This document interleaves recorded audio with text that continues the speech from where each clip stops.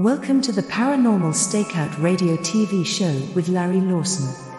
As a former career law enforcement officer and law enforcement educator, Larry focuses on the use of tried and true law enforcement investigative techniques in conducting paranormal investigations. Despite his experience and training, Larry also keeps an open mind to discussions on topics that deal with evidence that are not quite as physical in nature. Paranormal Stakeout guests are professionals in the field of the paranormal and parapsychology, conducting the investigations and research needed to further the cause of paranormal study. Larry advocates an agenda of standardization of structure and training in the field of paranormal investigation and research for the purpose of one day being able to produce the evidence needed to convince a jury of the existence of the paranormal. Whether it is ghosts, UFOs, unsolved mysteries, hauntings or cryptids, no topic is beyond the investigative reach of Larry Lawson and the Paranormal Stakeout radio TV show team. Now, here is the host of the Paranormal Stakeout radio TV show, Larry Lawson.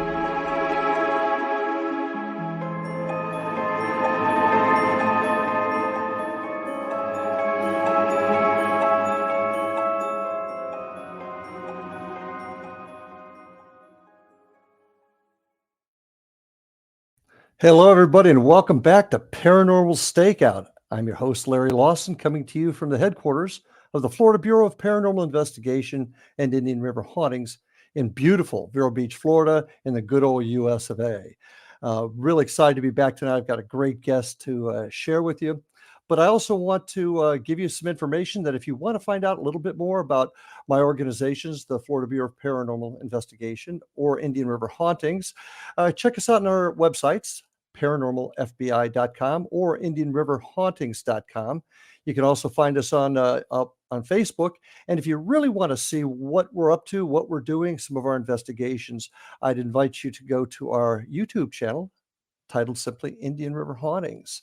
One of the things I do want to do in this show, not only bring you information about groups and teams that are out there doing the legwork, the groundwork of paranormal research and investigation, I want to involve you too. And what I'd like to do is have you send in questions and thoughts and what makes you curious about the paranormal. And to do that, you can get a hold of me at ghostguy@paranormalstakeout.com. Send me your questions, send me your thoughts, and we'll go over them on the air in the first part of the show. And maybe we can share some information. Another thing I'd like you to do, and something we're going to start, is send in the reports of your paranormal experiences. And one thing about this show, it's not just ghosts or spirits, although that's really a lot of what my team does, but it has anything to do with the paranormal. Could be UFOs, cryptids, Slender Man, anything that you can think of involving the paranormal, any of your reports or experiences, send them in. There'll be a form on my website page that you'll be able to submit into the show. So with that, like I said, I got a great show tonight. I'm a retired cop. And I really enjoy having folks that were in the profession also talk about their experiences and find out why it is they became interested in the paranormal. Back when I started, you didn't talk about it. When you had experiences, you kept them to yourself. Not like that nowadays. A lot of folks in our business talk about it, firefighters, paramedics, cops.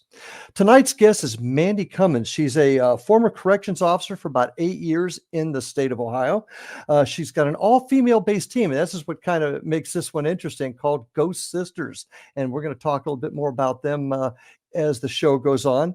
She's an intuitive medium, and her team goes all over the Midwest investigating the paranormal. So with that, let's welcome Mandy Cummings to the show. Hi, everyone. Hey, Mandy, so happy to have you here tonight. Like I was describing, folks in our field, you just didn't hear about it years ago. You were in the job for what, 8 years? Yes. Yeah. Okay. And your family, if I'm not mistaken, wasn't your family in law enforcement also? I do have a cousin on my dad's side that actually was a cop. Okay. But my husband, he's a lieutenant. Okay. He's a corrections. He's a lieutenant. Okay. Sorry. Well, Was it- tell us a little bit about you, your team. How did you get into the field?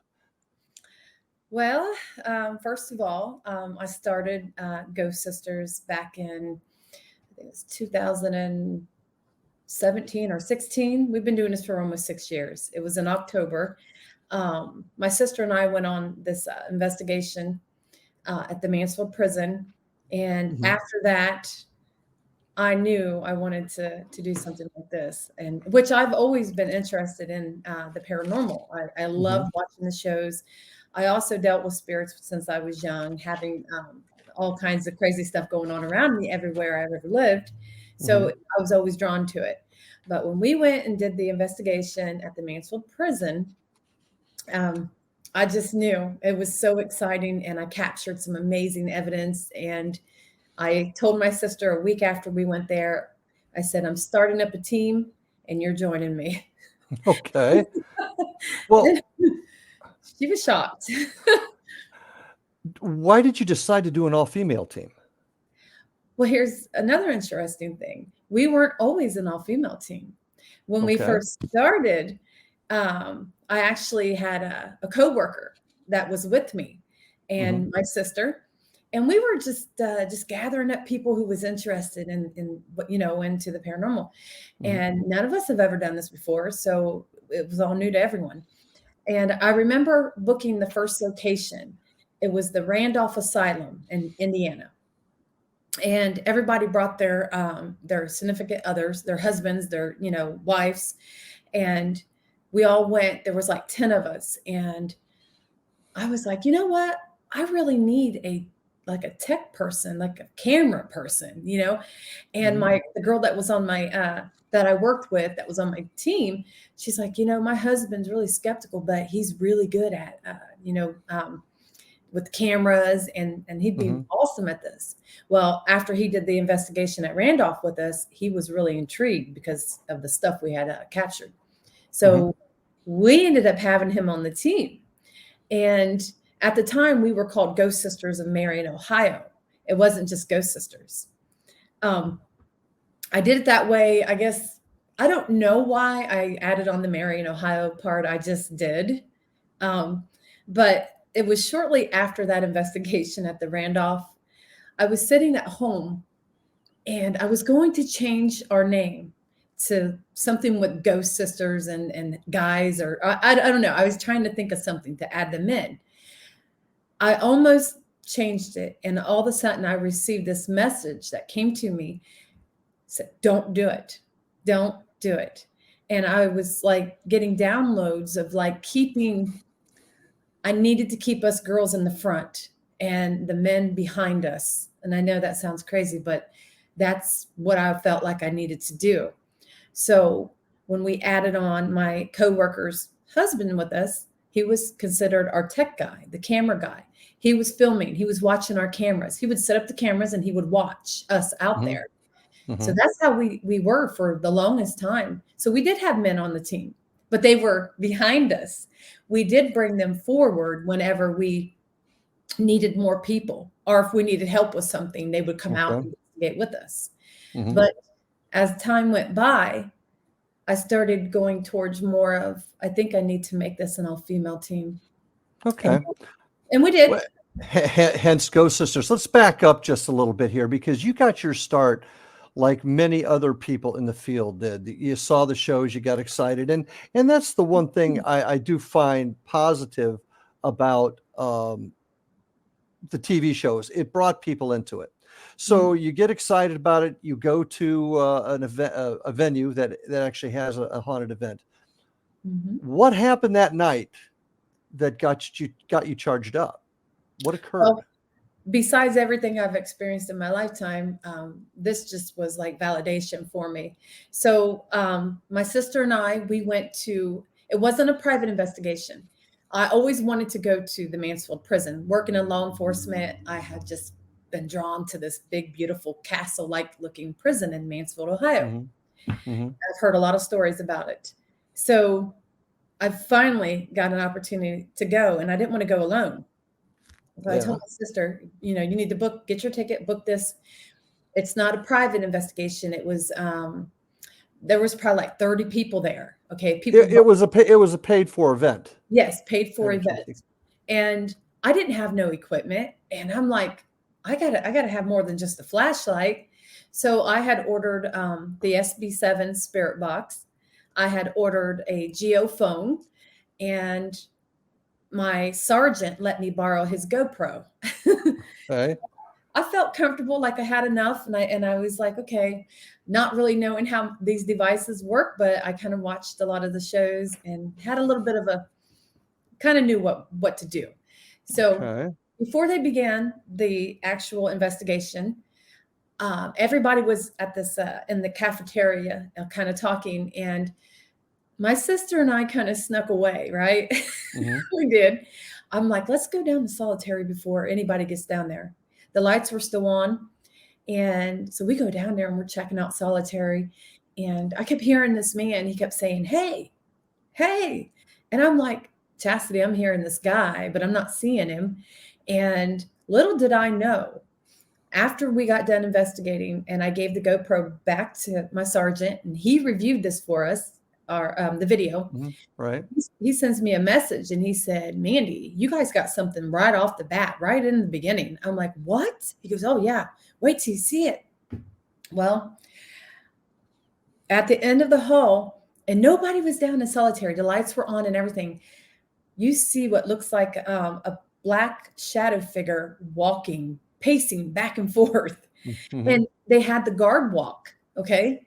They had the walk of the guard. Mm-hmm. And they said Frank was. Hang on just a second, because I gotta put you on hold. We're about ready to take our first break. As I said, this stuff goes quick. Okay. So keep that thought. We'll pick it back up. Folks, stay with us. I'm with Mandy Cummings of Ghost Sisters in Marion, Ohio, former corrections officer. So stay with us. And you've even got a YouTube channel, correct?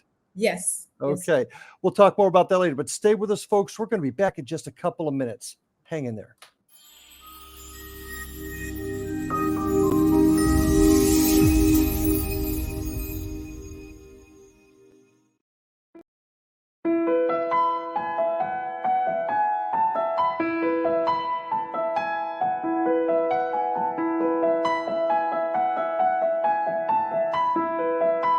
From the Canada-US border in the southern region of Niagara, traveling north in Ontario's Golden Horseshoe, then east and west of the Greater Toronto Area, there is growing awareness and excitement as more and more people are starting their day with Beautiful Mind coffee, the delicious healthy coffee that your brain will love.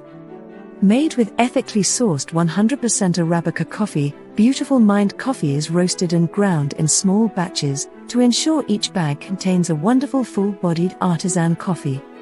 Scientifically formulated, Beautiful Mind coffee is the only coffee blend that contains 3 herbal ingredients found to aid in boosting your daily mental clarity and focus.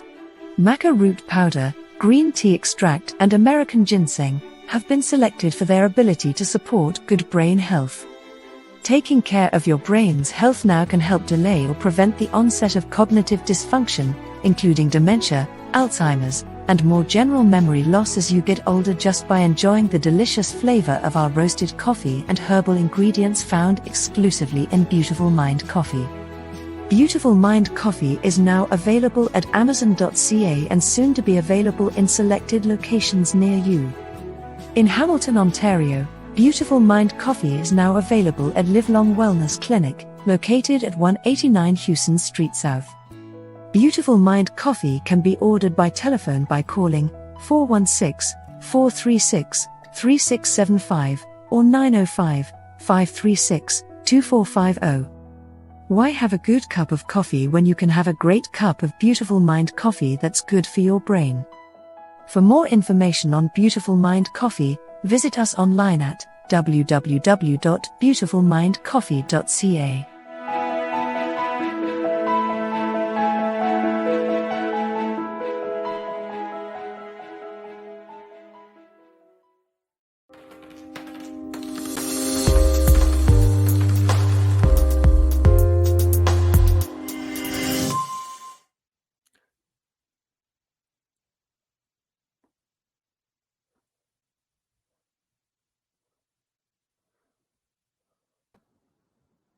Oh, we're back on. Sorry, folks. Waiting for the intro there. So we're back with Mandy Cummings from Ghost Sisters. Ghost Sisters, not Ghost Sisters Paranormal, just Ghost Sisters, correct? Mm-hmm. Yes. Okay. So you were talking about how you're now at the penitentiary. That's the which one again? The Mansfield prison. Mansfield Reformatory. That's right. Now that's where the Shawshank Redemption was filmed. Yes. Yes. That's A lot okay. of great movies was actually filmed there, but that was one of the big ones, Shawshank. Gotcha. Okay. So you're down in the basement. You filmed something. You've given it to your sergeant. He said, we've got something. Go ahead and finish that story there. So Frank was a guard there, and he was actually stabbed to death there at the prison, and I believe it was in solitary. So he was a well-known guard, and also he's well-known to this day. People have seen him all over the prison. He's been seen, he's been heard. So I was a little shocked to have actually captured him, because you can see a man, he's all in like black. And back in those days, they wore the darker uniforms. Okay. Mm-hmm. So, but you can see him walking, he's like pacing, and he's got the guard walk. And also, we captured in the middle of the hallway a shadow figure standing there. You can see the outlining of a shadow of a person. You can see their shoes and everything just standing there sideways, like just standing there. Mm-hmm. So, I mean, I was really impressed with the evidence, everything. And that just drew me in even more. Like I said, I have been having experiences my whole life, and just to actually capture something, my first time ever doing an investigation. That would definitely get you excited. Yeah. And I want to hear more about your experiences in an earlier time, but I want to dial back to the beginning of your team and what you did this night, because I think it'd be helpful for the folks out there that are, I might want to do this. Obviously, there's no formal training here. Nobody goes to the police academy or the Ghost Hunters Academy, at least unless it's on TV, I suppose. I did do the police academy, but no ghost training. No. Okay, all right.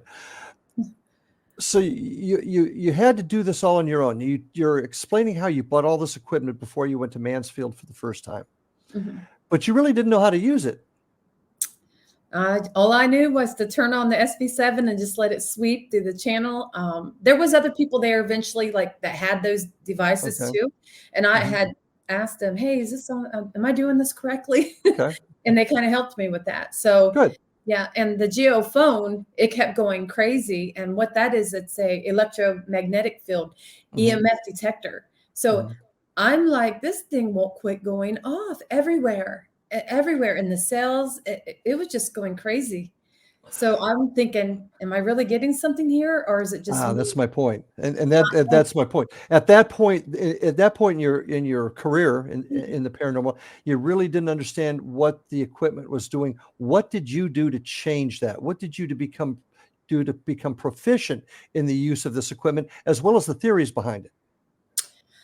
Well, I learned to be careful, because if you're around electricity, a lot of electricity will set that off. That is totally, you debunk it. As soon as, you have it around a lot of electricity that's going off, and that thing's just beeping like crazy, then it's definitely debunked right away. So I try to put it in areas where there's hardly any electricity. I try to keep our other devices not so close to it. Yeah, I just learned a lot about it. But did you do anything like, because like I said, there's no formal training in this field yet. Did you read up on it? Did you study the theories on it? What did you find out in doing that research? I did read up on it some, because it also picked up on temperature. So it would also pick up on temperature changing, the temperature fluctuating.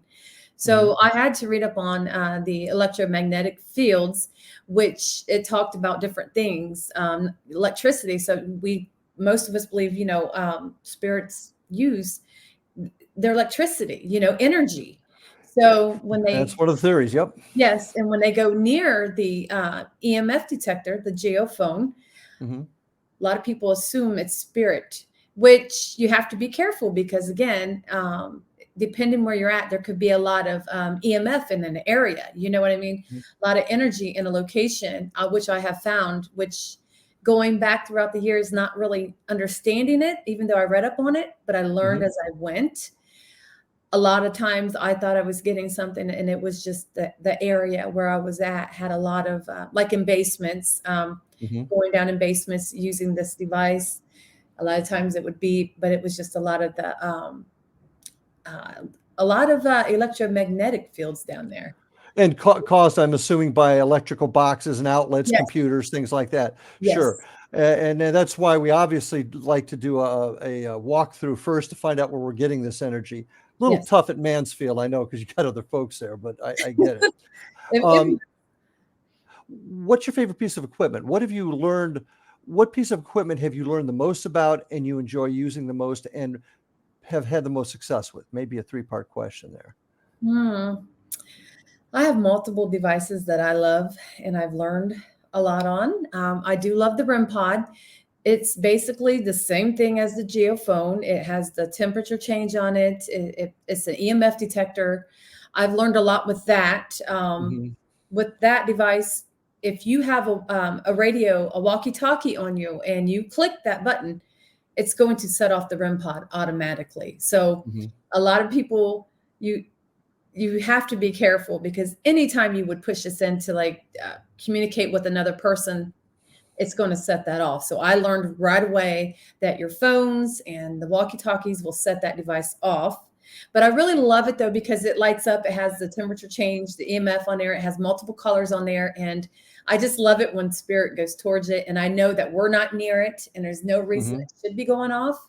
That is it's one of my favorite ones. Well, I enjoy the REM pod too, because it puts out that bubble of energy, and once it breaks the perimeter of that, it goes off. So that's actually quite helpful. You talked about the PS11. Tell the audience what that is. Or so you had a 7, right?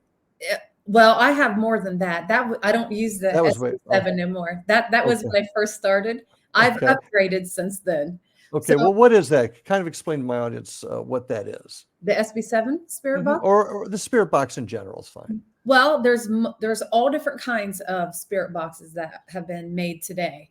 And what it is, a lot of these boxes, what it is you take the FM or AM stations, and it's sweeping through there really fast. So what spirit does is they use the words coming from that device to manipulate, to communicate with you. And it's going really fast. I mean, it's sweeping. I don't even know what the millimeter would be on that, but it's really fast through the radio waves. And a lot of times you can get intelligent responses when you ask a question. And it's just a lot of energy for spirit to use that device, to manipulate those words to communicate to you. Yeah. Now, in learning about the spirit box, that happens to be another one of my favorites also.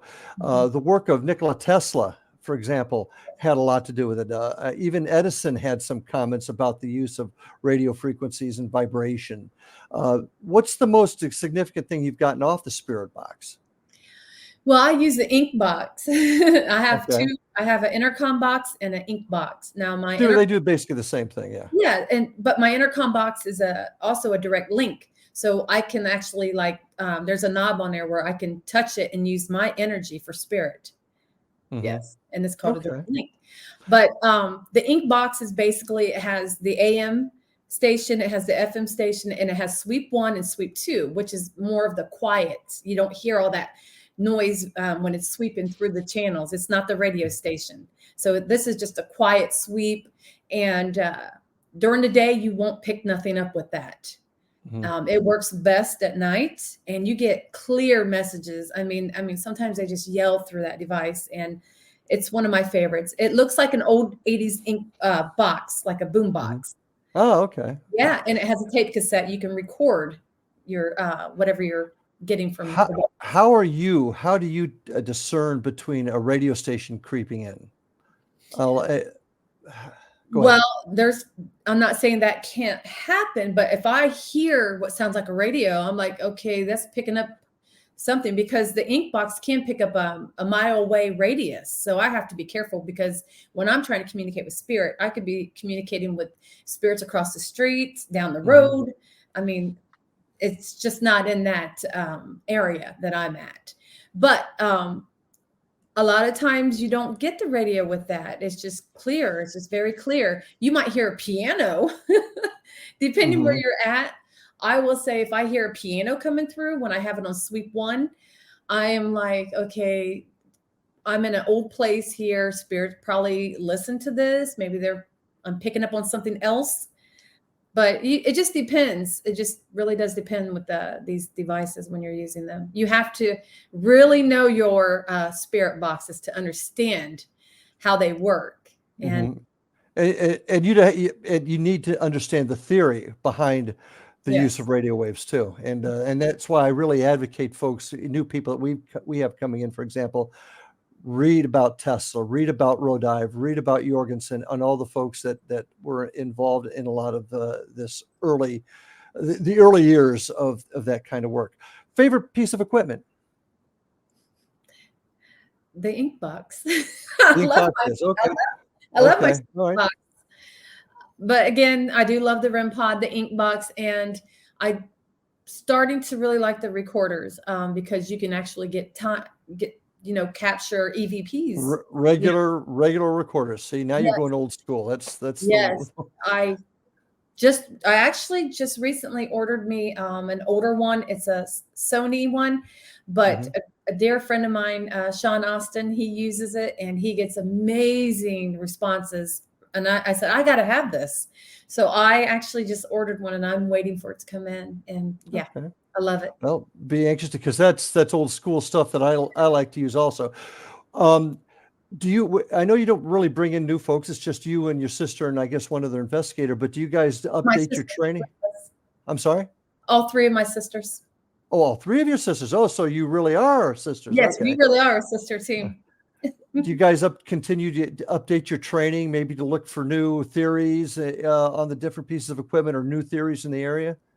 Yes, actually, we do a lot of we'll do para unity with other teams Hmm. sometimes, not all the time, but and I kind of learned um, about different devices, Hmm. and I'm going to go old school with you. Baby monitors are amazing, and Can't disagree. I have an old baby monitor from I think Well, it's I early gotta I got to put you on hold. We're about ready to take our next break. So hang on with that thought for just a second, folks. I'm with Mandy Cummings, Ghost Sisters out of Marion, Ohio. So stay with us. We'll be back in just a few more minutes after this break. Stay tuned.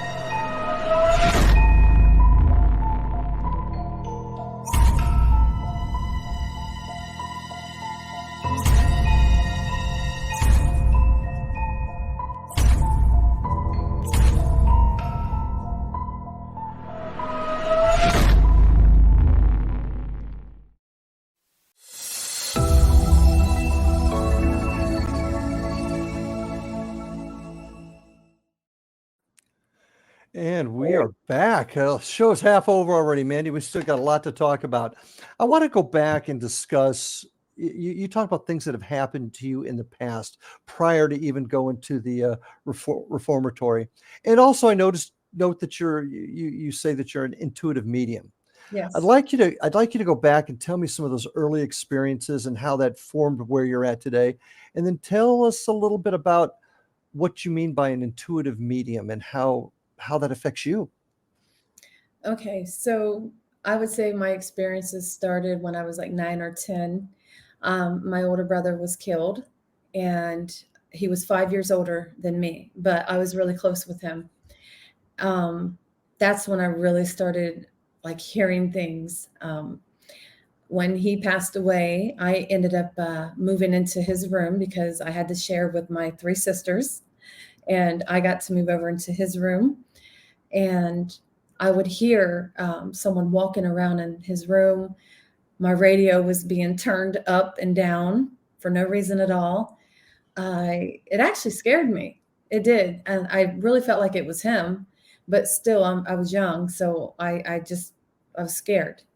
And when I became a teenager, I had felt someone actually like crawl in my bed at one time, and it really freaked me out. Now, I was not living in the house that I grew up in at the time. I was Mhm. living with my father. My parents had separated, and we were in this apartment, and that's where that happened to me. I was 15 years old, and I actually felt someone crawl in the bed, and it really freaked me out. It was just things like that that kept happening, weird things. I wasn't hearing them, but I was experiencing things like that. Crawling in the bed, sounds like someone walking around, messing with my stereo. There was one time when I was 19 years old. It was on my brother's birthday, and I didn't get to go out to his graveyard and plant flowers, and I was really upset. But I was at home with my kids, and my kid's father, he was out in the garage working on the vehicle. And this was at 5 o'clock, 5 p.m. I was watching The Simpsons. So this came on the Fox channel. Now I had a TV that had the big back end TVs, 1998. You can imagine That's the old school. Yeah. school. All of a sudden, at 5 o'clock, my TV goes black. And I'm like, what is going on? My brother's name starts going crazy in white letters, Sean, Sean, Sean, Across the TV screen. across my TV screen. This is no joke. And I'm like, oh my gosh, I was freaking out. So I go out to the garage and I tell my kids' dad, and he didn't believe me. So I come back in and The Simpsons is on. I'm like, oh gosh, because I'm looking like a fool. So he goes back out there and it comes back on. This time it stayed on for 45 minutes. So I go back out there, I'm crying, I'm a wreck. And he comes in and he's skeptical.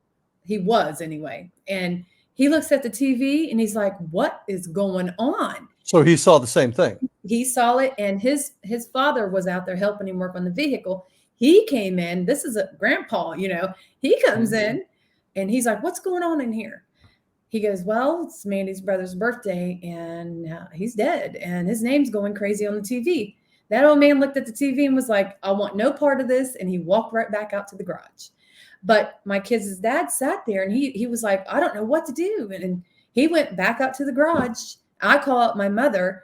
She's freaking out. Mandy, something's going to happen. He's trying to warn you. I'm like, I don't know what to do. I wish I had a camera back then, but it was 1998. The TV stayed on for 45 minutes. The crazy thing is, a couple days later, we kept smelling this weird smell in my house. And the day that we discovered what was going on, I had this urge to rearrange my living room. Well, if I wouldn't have rearranged my living room, we would have never seen the plug-in that was melting in the wall. My house got caught on fire, and my brother was trying to warn me. Yes. Interesting. Yeah, it was things like that. And after that, it just got worse for me. It was like my brother was around me a lot, but it wasn't just him. It was other spirits. Everywhere I lived, I was hearing things. It just got crazy. My name was being called. They were coming through my devices. My alarm clocks were. Did you ever question yourself, like, this can't be real? I can't. Yes. Yeah, I did. My family, but my whole life since I was young, I was always experiencing something, and I would always tell my parents, but they just said, we don't know what's going on with you and why you're experiencing all this.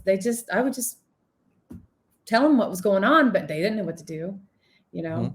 I was terrified because this has been my whole life, and that's why I'm so intrigued with the paranormal. You know, I felt like I was guided to do what I'm doing with my mediumship and doing the investigation. Spirit loves to talk to me. So, Well, let's talk about that a little bit. Intuitive medium, describe mhm. what that is. Well, I'm very intuitive. I can pick up on things, like I just pick up on things that's going on with somebody. Someone's in front of me. I can tell, like, I will pick up on their past. I will pick up on what's going on now. And what's really freaky, and it freaks me out, I can sometimes know what's going to happen. Almost like I'll say to someone when I'm giving them a reading, I said, A "Are you?" premonition. A Yes, premonition. premonitions. Yeah. I'm like, is Mhm. your jaw hurting? Are you got toothache? Sometimes the person will be like, oh my gosh, yes. And I'm getting ready to go to the dentist, or they'll say, no, I'm not having anything. And then a couple of days later, they will message me and say, Mandy, I had the worst toothache. I had to go to the dentist right away, so Mhm. things like that. Being very intuitive, I just feel energies when I walk into an area, and I just pick up on things when people are around me. I channel a lot. I do a lot of channeling. When did this hit you? Okay, this is my gift. This is my ability. When did it hit you that this was really happening, and not just, not just a feeling of why am I getting this? When did you finally come to the conclusion this is what I am? Well, when I was younger, I knew something was going on with me. I knew either I was losing my mind, or I knew I had something about me. There was something. Um, when my daughter was 9, her father had passed away. And my daughter started seeing things and hearing things, and I did not know what to do to help her because she was experiencing way worse than what I did. I mean, she was seeing these things like they were around, and it was freaking her out. So my sister told me about this guy that I should have a reading from. And he said, Mandy, he goes, I can help you. He goes, you are a natural medium. He goes, let me help you. So he mentored me for a whole year, teaching me about the chakras, the energies, how to tap in more and control what Mhm. I'm doing. So I was able to help my daughter um, Mhm. with what was going on. So he mentored me this whole time, and it just took off from there. After he did that, a year after I was mentored, I started my mediumship, and then I started Ghost Sisters. So Interesting. everything's just been happening. It's like I was guided to do this. Everything's just been lining up. Now, you said something interesting. You said your daughter actually saw things, Mhm. She told you us don't, today, you don't actually physically see them? I have seen orbs in front of me. I've actually given people readings on video and seen their deceased loved one walk right by them. But it's Okay. only if spirit wants me to see them. I'm not someone that walks in a room and says, oh, there's a spirit standing here. No, I'll see them in my third eye, my mind, if they want me Mhm. to. I'll see them, but only with my eyes if they really want me to. I have seen them, but not like my daughter has. I mean, she would just be staring at me, and I'm like, okay, who's around me? Because I know someone's around me. Mhm. And, she would say, well, Mom, I'm seeing Grandpa around you. Grandpa's around you. I'm like, what's he doing? Does she still have this ability? Yes, she does. And she doesn't want nothing to do with it. She's like, I don't like this. I don't want nothing to do with it. And she didn't know how to control it. It got really bad for her when she was a teenager. I mean, when she'd be driving to school, she would be on my road, and she would literally slam on her brakes, and there would be she explained to me she's seen this lady in white coming from the cornfield crossing the road, and she thought it was a person, but it wasn't. And she would call me up freaking out. And this was multiple times with her. Mhm. I mean, she was holding up traffic because she was seeing these spirits crossing the road. How old is she now? She is 19. 19. Does she have the ability to shut it off? I don't think I've tried to tell her how to shut it off. No, So she still goes through it then? she does. And yes, and she has children now. So she sees little children's spirits around her children. So it's a lot to deal with when you have your own abilities you dealt with, and then your child's going through this, and hers is a little bit more different than mine, because I believe she's psychic medium. I really do. I mean, the experience. What's the difference? What's the difference? Well, the psychics, she would get more, like, premonitions coming to her in her dreams too. She was seeing the spirits in her dreams, and then they were appearing in front of her. So psychic, the psychics, they see things kind of like the premonitions, and the mediums, they can channel, they can connect with spirit. Okay. They use their clairaudience, all the clairs. There's like 4 or 5 clairs, and most mediums can usually hear spirit, feel spirit, like me. I'm the medium, and that's what you say hear spirit. Are you Yes. talking singular? Are you talking collective? When you say spirit, like, for example, do you have a particular spirit guide? Yes, I do. Yes, I do. I do. Okay.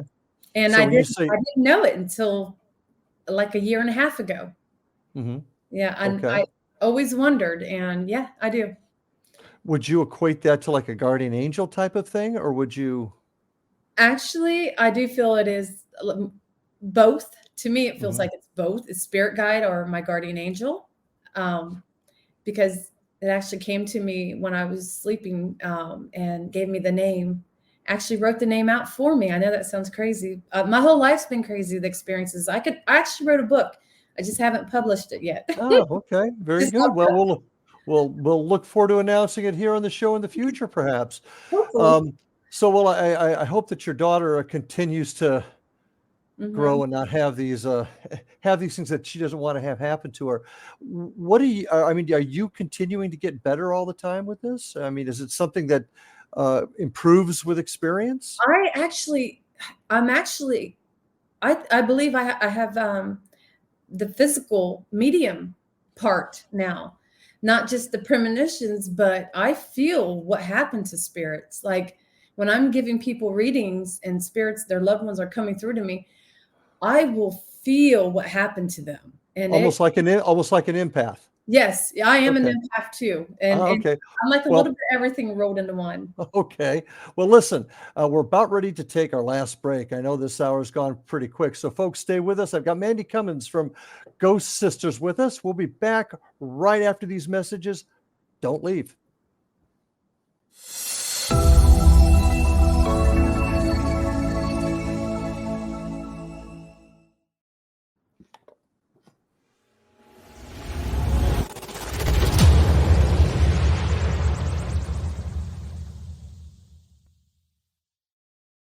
So I was watching the X Zone TV channel last night when I was abducted by aliens, and they kept repeating to me over and over again, simultv.com, simultv.com. What's simultv.com? That's what I asked them. They had it written on the side of their UFO. How do you spell that? UFO. No, I mean simultv.com. simultv.com. simultv.com. Right. simultv.com. Interesting that you were abducted by aliens in a simultv.com UFO last night. Oh, yeah? Yeah. Now that you mention it, I remember now last night I was awakened from a deep sleep. My great-grandmother was standing there. She said she'd come from the hereafter to tell me about simultv.com. She even spelled it out for me. simultv.com, sonny boy. simultv.com. simultv.com, sonny boy. Wow. Yeah. Guys, you'll never guess what my psychic guru just told me. simultv.com. Exactly. Are you guys psychic too? Of course. We all know about simultv.com. simultv.com.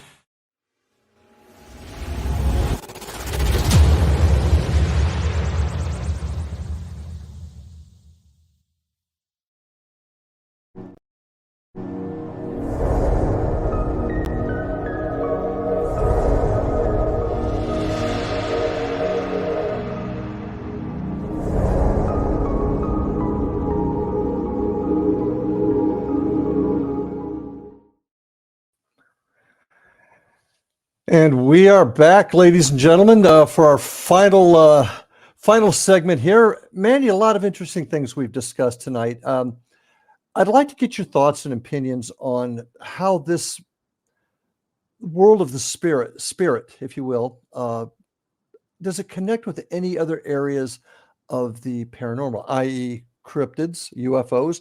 Because there's a lot of talk these days that a lot of this might be dimensional. Do you have any thoughts or opinions on that? I do believe in dimensions. I do believe that there's the spirits are in this, like have one foot in the spiritual world and then one foot here. But I also believe that the people that have passed that are still here that we actually investigate, Mm-hmm. those are what we call lower energies. Okay. They're still here for whatever reason. But I also believe in portals, different, dimensions that they're coming and going through. And when you have residual energy, that's something that's playing over and over in an area, or these spirits, they're just coming and going like in visitation. They don't realize what they're doing. People say you can't record residual energy, but I am starting to believe otherwise, because why couldn't you record residual energy? Yeah, I don't know why you wouldn't be able to. I mean, it's there. It's trapped energy, if you will. So Yes. what I get you're saying then is that everything's connected, dimensional as well as Yes. okay, all right. I How believe how does that connect with UFOs? Bigfoot. I find it interesting. We've never captured a Bigfoot, but yet we're seeing his footprints. Okay. Mm-hmm. Now, if you think about it, I mean, some people have seen spirits. They've actually captured video of them, like I have twice. Mm-hmm. It makes you wonder if Bigfoot is actually coming through somewhere, just coming over here sometimes. And that's why we haven't been able to actually, we can film him, but no one's actually captured one. I'm just thinking there's like a dimension that he's coming and going from. Well, Einstein did talk about, I think it was 7 different dimensions side by side in his general theory of relativity. So theoretically, that can happen. But how does that explain? And for example, I just saw Aunt Gertrude, and I just found out she died. How would that necessarily be a dimension? Well, when I believe when someone passes away, they do have to. Some of them could be depending on how they passed. Mm-hmm. I feel if it's something tragic, they stay here. They just, some of them, someone who's been gone for 20 minutes, 20 years to spirit, it's like 20 minutes to them. Okay. Mm-hmm. It's a different time. Time's different. Okay. Mm-hmm. So I think that's another reason why some of these spirits might still be here. They don't realize they've been gone that long. Also, I do believe that when they do pass, they hang around for like a month or so, visiting family, making sure everyone's okay. And then they move on to the different levels of dimensions that they go through. So what you're saying is a dimension could almost be like heaven. Yes. Heaven being the just spiritual okay. world, Right. And there are those that feel that. Yes. Okay. All right. So here's the one thing I always like to talk with my guests, because I'm a cop. You're in law enforcement. I'm very evidence-based. And I want to be able to take evidence to prove or disprove my case to a jury of my peers, or to find the truth. Whether the evidence takes you where you want it to go or it takes you another way, you got to go where the evidence takes you. But either way, I want to be able to present my evidence to a jury. How are we going to do that? You have an ability to see things that most don't, right?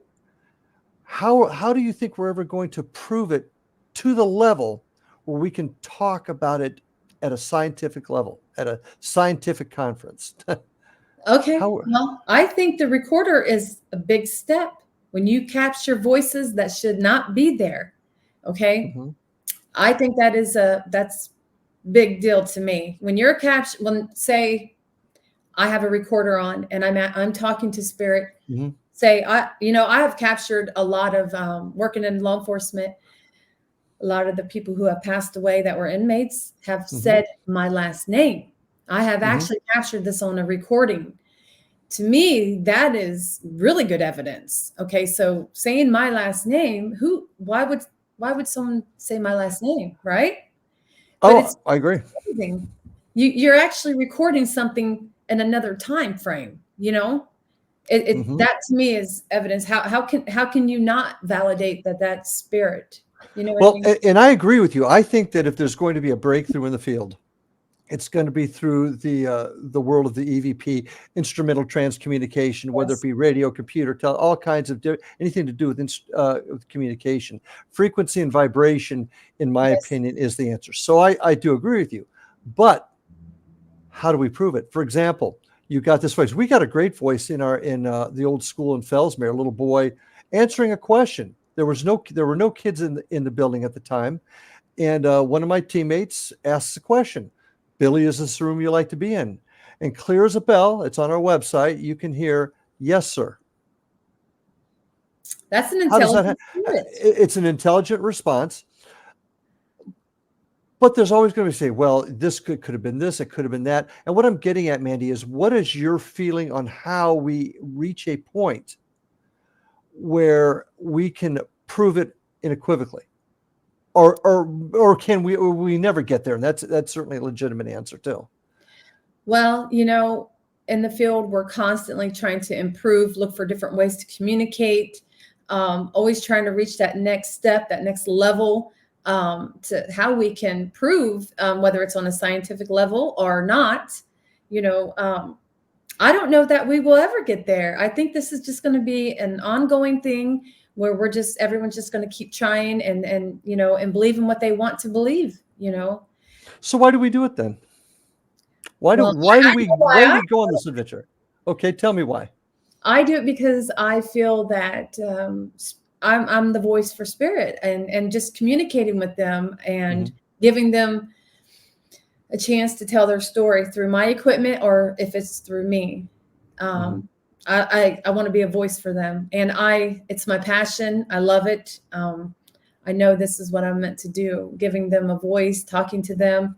They've called my name out numerous times. So I just know they're enjoying me. They enjoy my company. They enjoy the energy I bring. And there's no doubt that you having that ability helps you. But you take an old warhorse like me, I'm as sensitive as a rock. I don't have that ability other than looking for the evidence. And I guess that's where I'm going to. Where do we go to? Everyone does. Everyone. I keep hearing that, but that's certainly open for debate with me at least. But the bottom line is, how do we ever reach that point? And maybe we don't. My desire is the quest. I'm going to keep working until keep advancing in the equipment. Keep advancing is all we can do. Where do you see the field going? I mean, one area I'll disagree with you on. I don't think we're doing enough to improve how we do it. I don't think we're doing enough to improve equipment, procedure. I have a very strong opinion about us as a field doing things a little bit more structured in a sense, having teams do things similar so that our evidence can be collected in a similar fashion, and that way we can discuss it and we can compare it better. That's a story for a different day. But do you ever see us getting there? Let me ask that question. I mean, it's possible. I mean, things change all the time, different ways of communicating. People are always coming up with new ways to advance in this field, using science with the paranormal. A lot of people believe in that. Not everybody does that, no, but I just think it's different for everyone on how they go about how they investigate. Where does Mandy Cummings and the rest of Ghost Sisters, what's the future for you guys?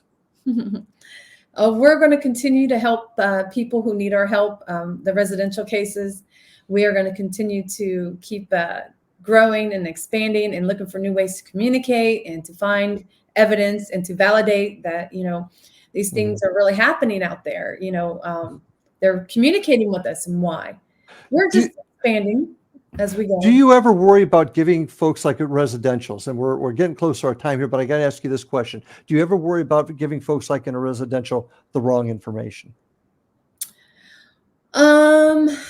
No, because I always let them know right away. First of all, I won't do a residential case unless they give me some evidence, show me something, what's going on here. Why is it all of a sudden happening?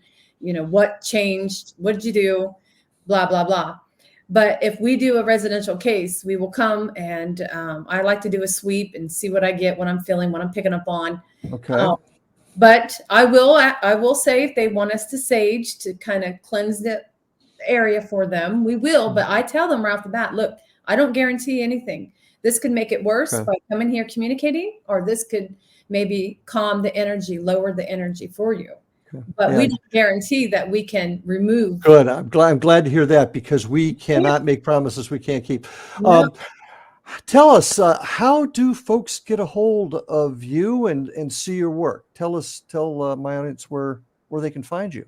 We're on all social media. You can find us on TikTok, YouTube, Instagram, Twitter, and Facebook. We go live on TikTok, Facebook, and YouTube a lot of times. Also, if you get a chance, go watch me. You'll see me on the Ghost Brothers Season 2, Lights Out, The Shank, Episode 1. Oh, okay. Oh, and where will they find you on YouTube? Ghost Sisters. Ghost Sisters, okay. Yes. You've done some TV work. You're on Ghost Yes. Brothers, and you've done some other things too. And I have some projects that I'm working on. So. Oh, very good. Well, good luck. That's an interesting story too. That we'd probably like to hear in the future.